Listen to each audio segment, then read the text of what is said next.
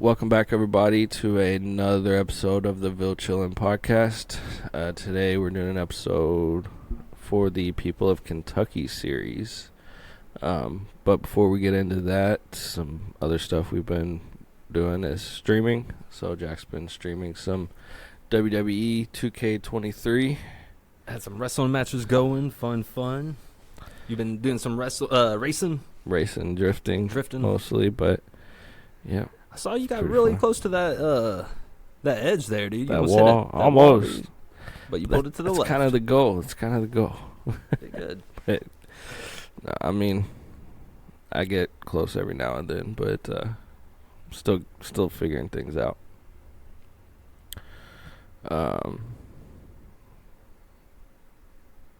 So again, sorry. Yep, another episode for the People of Kentucky series. Today we're talking about Edgar Cayce. Edgar Cayce. So also known as the Sleeping Prophet. If you don't know who he is, it's a pretty interesting story. And I think he's like the first person we have that isn't like as widely known today. You know, I think most of the others that we've touched on are pretty well-known names. Muhammad Ali and, you know, People we hear Jim Varney. when you live in Kentucky, those are names that you grow up hearing about throughout Yeah. like elementary school and stuff. I never heard about Edgar Cayce till about 10 years ago when he was on like the History Channel, I think. Yeah. When is that the first time you heard about him? Probably a little before then, but I didn't really know much other than he did the whole, you know, psychic readings, I guess, quote unquote.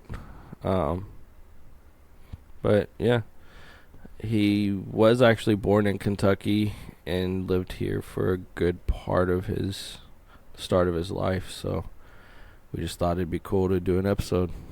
And one more note, this is going to be the last episode of the first season for the People of Kentucky. So, and we have something really, really nice planned for that. What's the plan? We're gonna work on putting it all kind of in a book for the ones we've done so far, and it's probably something we'll kind of do for each season. It'll just be like part 1, part 2, or something. But just to kind of give people an easy introduction into some of this stuff without necessarily having to watch the videos. Although we really want people to watch the videos too. Definitely. But yeah, we just thought it'd be cool to kind of document it that way too. So Be looking out for that. We should be finishing up with that in the next couple weeks. So that'll be fun. yep. So I guess with that, we ready to get started? Let's go. All right.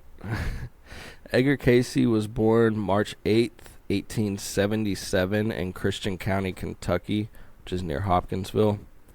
And his parents were farmers, and then he had 6 children in total. Began going to church at the age of 10 and became obsessed with reading his Bible, and supposedly read it over a dozen times in the next 2 years.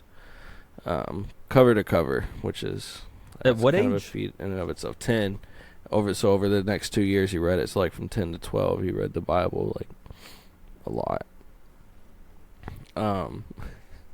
In 1889, so shortly after all that, while reading his Bible, he said he saw a woman with wings who told him his prayers had been answered, and asked him like what he wanted most of all, or his greatest desire of all, or something along those lines. And young Cayce said that he was scared in the moment, but he told her he just wanted to help people, especially children, and settled on like being a missionary at the time. So the next night, after his teacher sent home a complaint, his father tested him on spelling, and actually Cayce kept getting it wrong, and his father grew angry and supposedly knocked him out of his chair, which Old school Kentucky overreaction, discipline. but you know. But he said he saw the woman with wings, and she told him to go to sleep so they could help him, whoever they were. And he said he fell asleep with his head on his book, and when he woke up, he was able to recall like all the answers and the spellings. And to celebrate, I guess, his dad knocked him out of the chair again because he thought that he was just playing around, messing around with him the first time. So classic Kentucky discipline, bro. Glad we've guess that's the way it goes. Evolved a little bit since then. You know, pre-1900, so I guess things were different. But within a few short years, like, he continued to just start sleeping on his books, and within a few short years, he reportedly became the best student in his class. So that would be cool. I wish I could do that, but you know. Right, like go study and just go take a nap. You Just know, like, yeah, that's- I'm gonna go to sleep. Just lay my head right here on this book.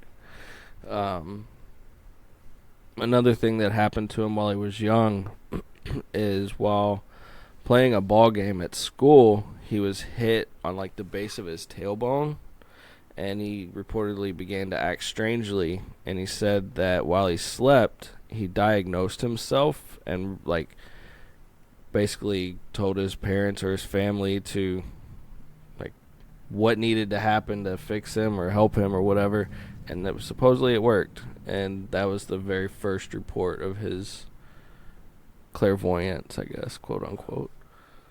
And I'm looking, and I was just now looking it up. We was kind of talking about before the show. We didn't know whether or not Edgar Cayce was the first, like, medium or whatever, but I knew he was. I was pretty sure he was one of the first ones in America. But he is. Like, it says that whenever I type in the first American psychic, John Edward pops up, but he was born in 1969. Gotcha. And really, the next thing, Edgar Cayce. So we know that he was before then, and really, other than him, like, before then, there might have been international. The only other international psychics was, like, Rasputin, I think, and Madame Blavatsky or something, which some of what he does kind of, like, relates to that. But other than that, like, you know, whenever he started doing that, I guess whenever he got hit with the baseball, that was really the first time in modern American history where that's happened. Yeah. Huh. That's interesting. I mean, I figured he was early on, but I didn't realize he was like actually one of the first. So, late in 1893, his family moved to Hopkinsville, and they lived on the southeast corner of 7th and Young Streets. During his 9th grade year, his family couldn't afford the cost of schooling anymore, and he was forced to basically quit school. So he started looking for employment, which kind of took up the next few years of his life, just doing little odd things here and there, I guess. In March 97, though, he became engaged to Gertrude Evans, who was pretty much with him for the rest of his life. He stayed active in the church, always read his Bible, you know, taught Sunday school. But some things that he said he could always see auras around people and speak to angels, and sometimes he heard voices of relatives that had passed away. So even with his faith, he still accepted these experiences, which is kind of interesting. What was her name? Gertrude? Gertrude. Dude, she's a bottom B, dude, to be dealing up with all that, dude, for real. Like, dude's talking about auras and stuff. She's like, I'm down. Why not? In 1900, he went into partnership with his father to sell insurance, but soon after, he got really bad laryngitis and couldn't speak, like, at all. So, And he was a what? Salesman? insurance. Oh, well, he can't do that if he can't talk. Obviously.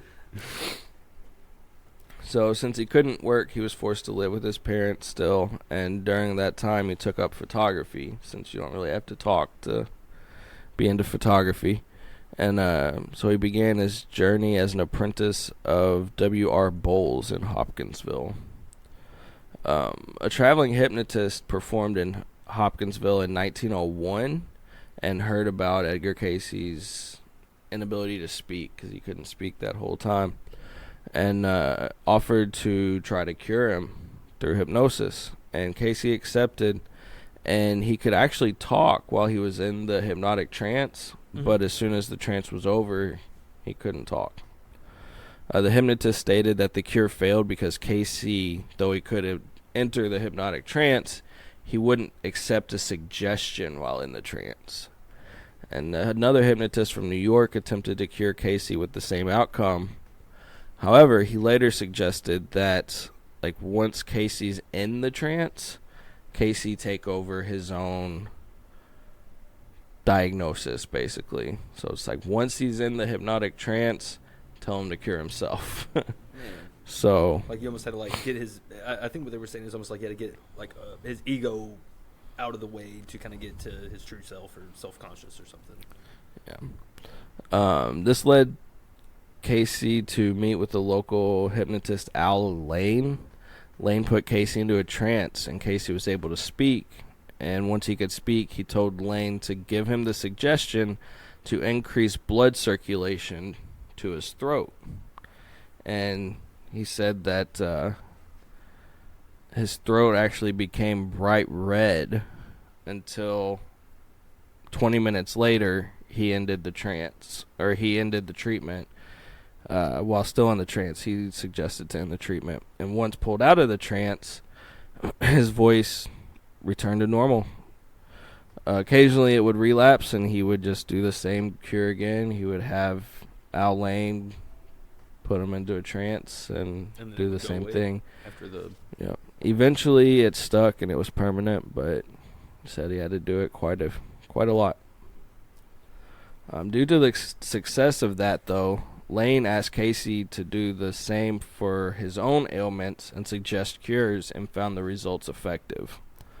So after that, he suggested that Cayce use his newfound ability to help other people. Excuse me. Cayce did have doubts, since he didn't know really what he was doing while he was in that trance or asleep, and he didn't know if what he would suggest would be safe, and I know I have it in here later on, but it said that, like, while he was in his trances, he used very specific and, like, scientific terms and, like, wordings and stuff when he suggested cures. So, like, he couldn't even understand some of what he was saying, supposedly, when he came out of it. That's what I was going to say. Like, he was using terms that was, like, beyond his knowledge, words that he didn't know, that you'd have to have, like, degrees and stuff or be, like, an expert in the field to understand what he was even saying, right? Yeah, that's what they said. That's what all reports say. So, where was I? Cayce, he had his doubts since he didn't know what he was doing. He eventually agreed with certain conditions. One, he didn't want to know anything about the patients, like their history or anything like that, because in his mind it didn't matter, didn't really change or affect the cure, and so he didn't want to have any extra influence around that, I guess. And then he also said that the readings must be free, and if anyone was ever hurt as a result, he would refuse to do anymore. So, and with that, he started offering free treatments to townspeople and everything. Reports of the work appeared in many newspapers, which resulted in Cayce even receiving, like, letters, like written requests for diagnosis and things via mail. And he said that it worked. He said he found that his work was just as effective through written form as it was having the person standing there in the room. And he said that as long as he had the name and location of the person, he could diagnose and give a cure. But he was always still very reluctant, as in his own words, one dead patient was all that is needed to become a murderer. So, kind of deep, but it kind of shows you, like, how reluctant he was for it. So yeah, the success pretty much continued. In 1902, he began working at a bookshop in Bowling Green, And he lost his voice again, sought the usual cure from his hypnotist, and it got to a point where it was happening like every week. And as careful and skeptical as ever, he continued his readings, but he did so in secret, never took money. He also invented a card game, actually. It's called Pit. Supposedly, even though he invented it, he suggested the idea to gaming company, and he ended up not receiving any profit from said game. But that's unfortunate. That was like my grandpa's favorite game. That's how I met my grandma. Dude, I wouldn't be here if it wasn't for that game. You're lying. But he ended up marrying Gertrude in 1903, and she joined him in Bowling Green. She didn't approve of him doing the readings, and again, he was ever the skeptic himself, but he did it anyways. And they were actually rooming with a group of young professionals, I guess, a couple of which were doctors.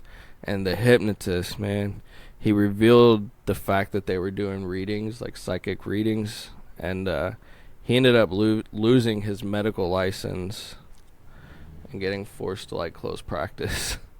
No. So that's exactly why Cayce was always skeptical and doing it in secret, because it's not exactly a very accepted thing. But the hypnotist, man. But while in Bowling Green, after that happened, he opened a photography studio, and the doctors that he was actually rooming with formed a committee to investigate and understand his clairvoyance. And through experiments, the accuracy of his readings was confirmed, supposedly. I don't have paper proof of that myself, but he still always refused any business offers, though. And in 1906 and 1907, his 2 photography studios burned down and left him bankrupt. However, he still continued doing readings, and his confidence in the abilities grew and grew. And after having success, especially diagnosing some family members with ailments, he really gained the confidence in his readings, but he still kept refusing to make it a business in any way. Even with his livelihood burning down, with the photography studio burning down, when a lot of people would be desperate and do something, go ahead and make money anyway, anyhow, yeah. He wouldn't do it. He was actually introduced to a homeopathic doctor or something out of Hopkinsville, Wesley Ketchum, and he had approached him several times about starting a business and stayed persistent. Over a couple of years, he spread information in medical circles and was even the subject of a newspaper story in 1910 regarding Cayce's readings. And Cayce was actually contacted by a reporter, and Cayce himself described it as he had the ability to go into an intuitive sleep when he wanted to, and it was different from a normal sleep. And he attributed the ability to the powers, I guess, of the subconscious mind. So Ketchum continued to push Cayce to join a company, and he eventually did accept under certain conditions, including still not taking money for his readings. So they form a business, but he wasn't going to take money for the readings. They had to find another way to get funds. His readings were recorded pretty much from that point on, and when he would read them back, he couldn't understand what he was saying because of all the technical terms like we touched on earlier. Gertrude ended up contracting tuberculosis, and the doctor gave up on treatment, but Cayce decided to do a reading, and apparently the treatment was a success. So saved her from having to go to Waverly's. Right. Right up the road. Yeah. And around that same time, though, Cayce found out that Ketchum had gambled all their money. He wasn't being honest about money and had gambled with it. And he defended his doing so by saying that the medical profession wasn't exactly backing them, but regardless, Cayce chose to quit the company and return to a photography firm in Selma, Alabama. So that's interesting. I wonder what made him go all the way to Alabama. It's a little bit further, right? Yeah, But his clairvoyant work continued to gain popularity, of course, and he did end up starting to ask for donations at the time to help support him so that he could actually practice full time. So he started taking it a lot more seriously. I guess after moving and doing the photography for so long, he decided to practice full time. But it sounds like he was still never. Was it still not for profit though? Was it still one of those things where where before he would turn down any donations? At this point, he realized that it was okay to start taking them. Is that? And it was more like donations from benefactors supporting his research, not donations from patients. Okay, got you. So Yeah. That's cool. Yep. So he would find investors, basically. He continued to work with a hypnotist to complete his readings. Eventually, his wife and his oldest son replaced Al Lane as his hypnotist, but so he still continued to use hypnotism to go into the trance.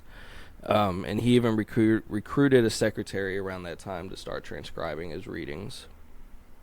And it's really interesting.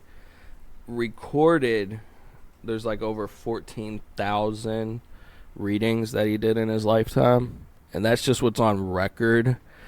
But we've been talking about his clairvoyance for a while now, and he's just now getting somebody to like actually start recording it properly. He estimated that prior to that he had done like 8,000 readings, so this is like over 20,000 psychic readings that he supposedly did in his lifetime. That's crazy. And that's everyone for like from like children to like older people to like famous people to anyone who needed it. Yeah. Anyone who needed help. Yep. So, sorry, lost my place.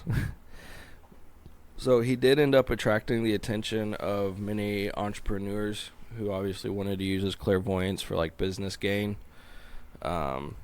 He wasn't really down for that. He did it once, and he said that afterwards it left him feeling like unhappy with himself, or because he sold out, basically, I guess.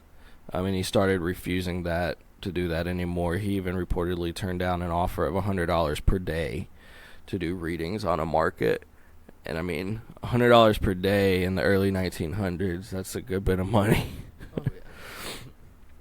In 1923, he was approached by a wealthy printer and student of metaphysics, Arthur Lammers, who convinced him to give readings on philosophical subjects. And this is kind of when his ideas in theology, I guess, started to kind of shift. And he really started to struggle with his faith conflicting with what his readings were saying. Yeah. Because reportedly, in his trance-like state, he spoke on things like reincarnation and Lammer's past lives. And, he didn't even believe his stenographer when he read the notes back. He thought that they made it up or something. But Lammers kept trying to convince him of the ideas to get him to, I guess, do more readings on the topics, of course, because that was his beliefs. And he eventually did convince him to follow him to Dayton, Ohio, to pursue the topics, and like metaphysics and reincarnation and things like that. He continued to struggle reconciling, of course, with his beliefs, but Lammers wanted to explore his abilities further and volunteered to put up money for an organization. So again, going back to the fact that most of his money was coming from benefactors and things like that. However, Cayce did accept, but by the time he got word to his family and they made arrangements to move them there, Lammers was broke, apparently. So, out. Yeah, that's another failed attempt of making that work. But Cayce decided to go back and just start doing readings on health and he ended up doing readings. He still had some like a stenographer, I guess, recording it, taking notes, and he said, or it said that it included cures such as electrotherapy, ultraviolet light, diet, massage, and less mental work and more relaxation. Nice. I like this guy. His readings were noticed by the American Medical Association, and for the first time, Cayce felt the need to actually become more legitimate, and he employed the aid of like licensed professionals and actually incorporate and things like that. And in 1925, the voice that had guided him since he was young advised him to move to Virginia Beach. So that's how he ended up there eventually. But at this point, he was pretty much a professional psychic. He had a small staff of people helping keep records and set appointments and things like that. He eventually did continue to do readings on metaphysical topics such as reincarnation and things of that nature, as well as health and, you know, diagnosing ailments. He still struggled financially, pretty much. That was just a normal thing, trying to make it work in that line of work without taking money, I guess.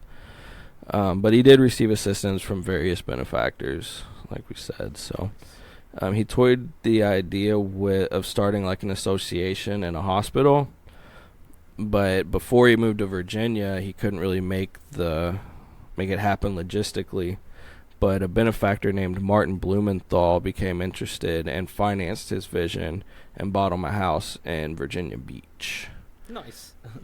And within a couple of years, so by like 1927, the Association of National Investigations was incorporated.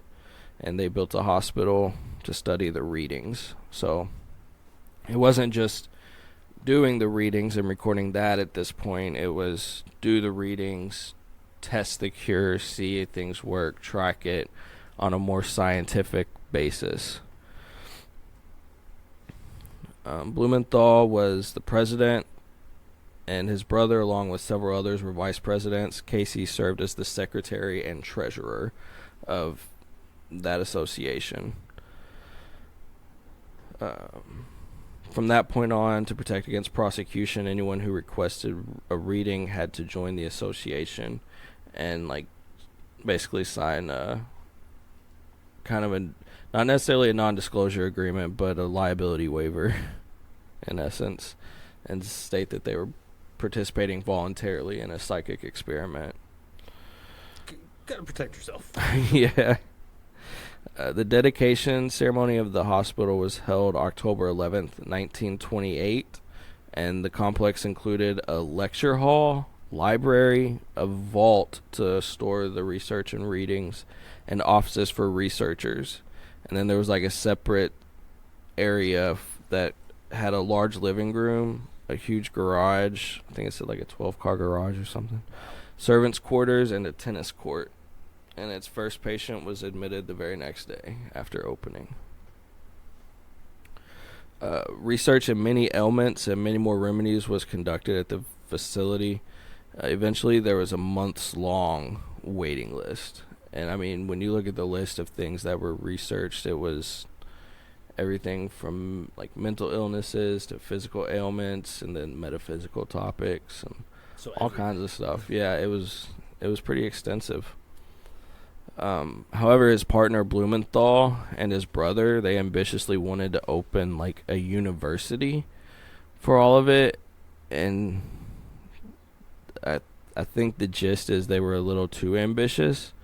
The university was scheduled to open in 1930, but a few days before it opened, Blumenthal called a meeting and took over the hospital to curb expenses, I guess, for the university. And after the first semester of the university, he ended his support, and the whole association closed in 1931. Which is crazy. No. So the association was started in 1927 and closed in 1931. But it's crazy how much they did do in that time. So Cayce ended up removing his files containing his readings and just took them home. So that's the other thing, is he still kept the research. Good. At least a lot of it. And it at least gave him an idea, and it gave him a vision. And after that, he began to focus on more spiritual teachings. And he even had friends and family supposedly ask him how they could become psychic. And he completed several readings on the topic with varying results, but from what I understood, it kind of boiled down to it's not genetic. Well, it's not the point of life. You're asking the wrong questions. You know what I'm saying? Like, just be a good person, help people, embrace spiritual awareness, and just be a good person. Nice. But soon after, in July of 1931, the Association for Research and Enlightenment was incorporated, which is his current research center that still exists today. And briefly, what I touched on earlier, they house over 14,000 readings at that research center alone, the one that is in Virginia Beach today. And again, he estimated that prior to recording them, he had given 8,000. So that's pretty phenomenal. Like we said, his association still exists today, has a pretty large following. I know there's like a library there with a lot of stuff. Ton of people at the headquarters. And they're still headquartered in Virginia Beach. He had some notable clients during his time, including Woodrow Wilson and Thomas Edison. So that's pretty interesting. And he continued to give readings on anything and everything, I guess, as long as you weren't an entrepreneur trying to make money off of him, until he passed away January 3rd, 1945. R.I.P. He's buried in Riverside Cemetery in Hopkinsville, Kentucky, and his wife followed him 3 months later. Sad. But the association, like we said, still continues its work today to maintain and classify and cross-reference and keep record of all the readings. And they actually do quite a bit more than that. This is the website. You just go to edgarcayce.org, and you can see it here, Edgar Cayce's ARE, which stands for the Association for Research and Enlightenment. And you can see different programs and events, things they have coming up, if it's anything you would be interested in. So and that's everything. That's everything Edgar Cayce. Yeah, everything. So we kind of talked briefly before. We thought it'd be cool for if we could go to Virginia Beach sometime and just see what the headquarters is like, just as kind of a follow-up to this episode. But definitely just an interesting person that I think kind of rounds out the essence of Louisville after the people we've already done. Definitely. So I guess with that, do you have anything you want to add? No, I think That's all that I had. wraps up the first season of the series. Pretty much. We'll get to work on our next list of, I guess, the next group or whatever that we're going to do. And if anyone has any suggestions, someone that we haven't featured before, let us know. We'll gladly report on them next time. Yeah, absolutely. And we're pretty much just looking for people who were either, born in from Kentucky or had a major influence on Kentucky in some profound way, right? Because we were thinking about a couple of people who weren't necessarily born here but lived a huge part of their life here. People that you think of Kentucky when you think about them. They may not be from here, but definitely people of Kentucky. So we'll feature them in some of the next episodes, definitely. So, all right. And I guess with that, we'll end it there. And guess we'll see y'all next time. See y'all next time.